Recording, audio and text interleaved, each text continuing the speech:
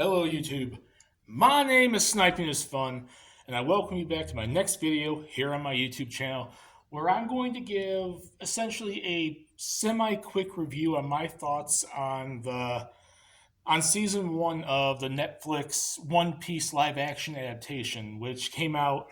I'm kind of late to the party here. About 2 months ago or so now. I'm doing this at the end of October, and it came out I think in August, and I kind of spread out watching the episodes. So that's kind of the reason why it took me a little while to finish 8 episodes of a season, because I didn't just rush right through it. I kind of took my time with it. If you know my channel, if you've watched my channel before, I'm a big time anime guy, big time manga guy, so on and so forth. I mean, obvious, I'm wearing a shirt with like Yusuke Urameshi, Sailor Moon, and all that on it.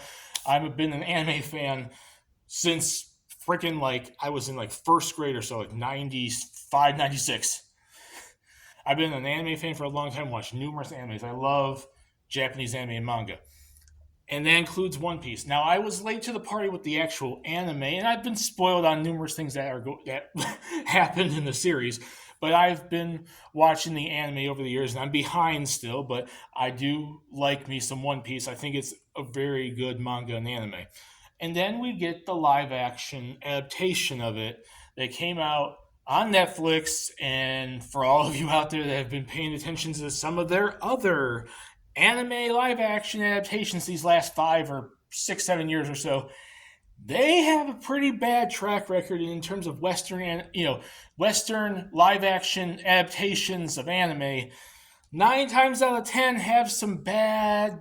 It's like a track record. It's like, when you hear, oh, they're going to adapt X and Y series as a live action thing, 9 times out of 10 you're going to groan and you're going to assume some stupid ideas are going to be done. They're going to cut, swap, and all this other bullcrap in the series. Case in point for Netflix, especially Death Note and Cowboy Bebop, both of which were butchered to hell when it came to their live action adaptations. I'm not the biggest Death Note fan, but I do think it's a good anime and manga, despite I think it being a little bit overrated. But even still, it deserved a much, much better adaptation than what the hell it got. And don't get me started on Cowboy Bebop, how it ruined every single character, and so on and so forth.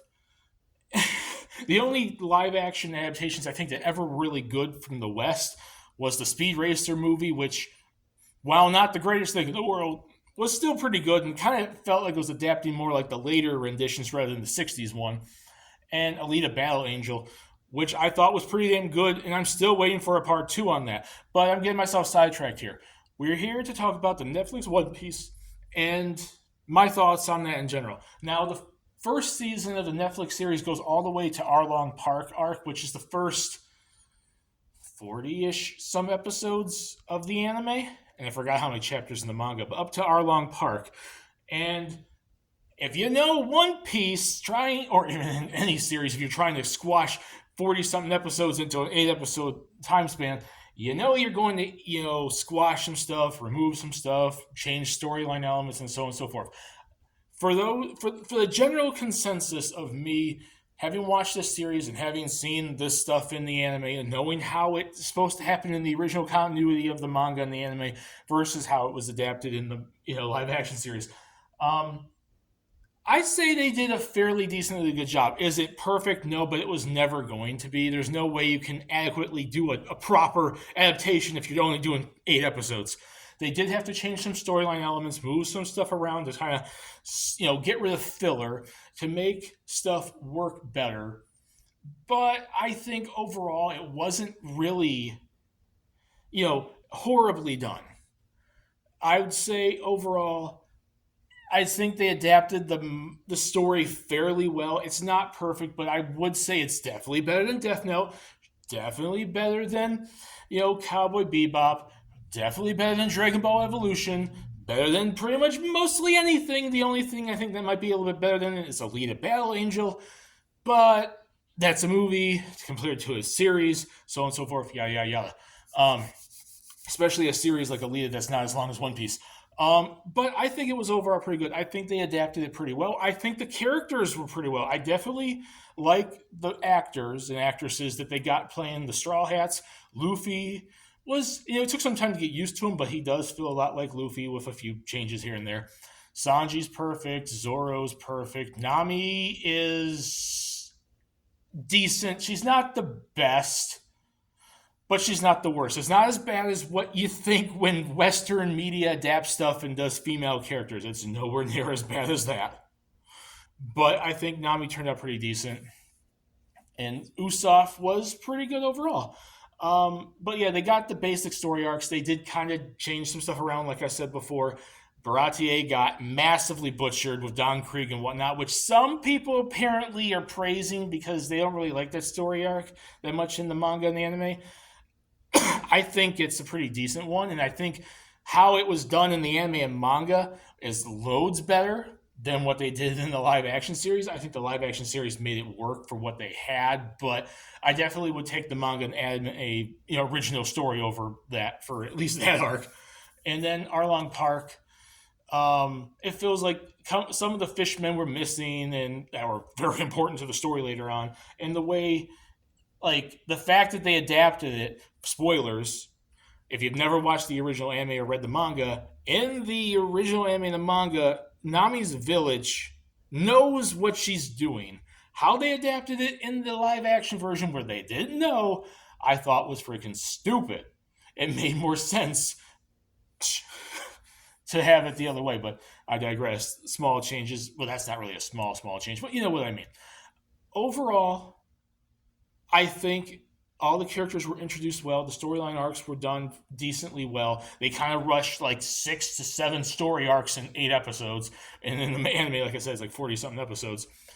Overall, I would say if you like the anime and the manga of One Piece, I would say give it a shot. If you're worried about watching this because of what happened to Death Note and what happened to Cowboy Bebop, I would say just put that to the side a little bit and watch this. This is definitely better than those. It's not as good as it probably could have been, but it definitely, I think, comes close to what you would want for a live action adaptation of an anime and a manga. The characters were handled quite well. The storyline arcs were handled decently well. Like I said, they switched a few things around.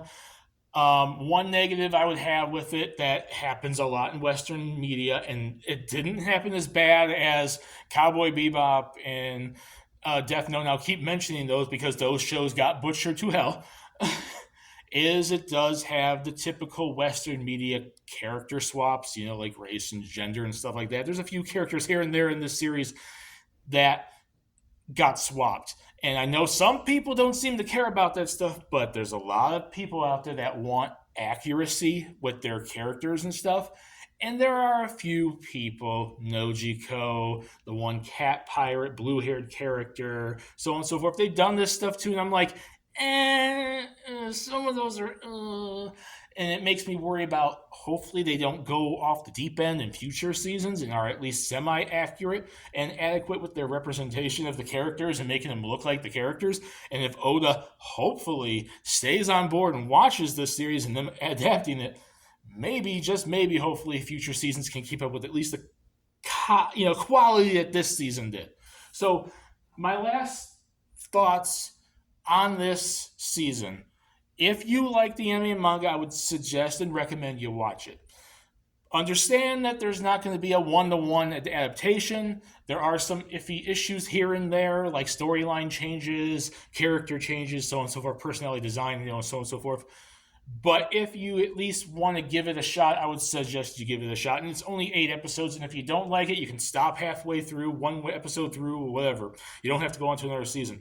I'm going to adequately keep up with it and hope that at least it continues to be this decent, because the track record of Netflix, and among a lot of other people, we understand Netflix is notorious for ruining stuff, screwing stuff up. It's not in Western animation, Western media in general does have a habit of doing that, Hollywood and whatnot.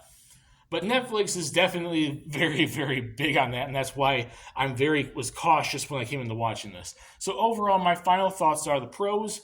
I thought it was adequately adapted. I think the characters and story arcs are decently well, and it's a fun ride, and it's enjoyable, which is something a lot of media nowadays doesn't have. It's a lot of media nowadays that's from the West, and I'm going to say this is a Western thing, is not fun. It's not enjoyable. It's supposed to be escapism. It's supposed to be entertainment. And the West seems to have lost that. Negatives? A couple character changes, storyline changes, so on and so forth. Not the worst thing in the world, not as bad as these other Dragon Ball Evolution, Death Note, Cowboy Bebop, and all this stuff, but definitely keep an eye on it. It's negative enough that I'll keep an eye on it and hope it doesn't get worse than what they had in this season. So that's my negatives. That's my positives. I'd give it about an 8 out of 10, and I would recommend if you're a fan to watch it. If you're not a fan, maybe it will get you into the anime and manga. I don't know. So with that being said, my name is Sniping is Fun. Peace. Please subscribe if you want to. Have a lovely day, and stay tuned for the next video coming from my channel. Bye, everyone.